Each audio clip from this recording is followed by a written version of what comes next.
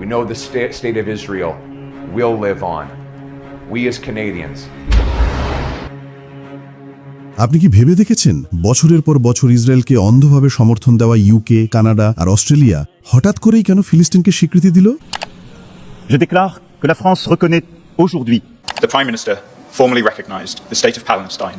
With what has been a long time bipartisan position in Australia. We support a two-state solution. Of whatever political stripe has supported a two-state solution, as many other countries have. আসলে গাজাও ভয়াবহ গণহত্যা পুরো পৃথিবীর live দেখেছে Facebook, TikTok আর ইউটিউবে।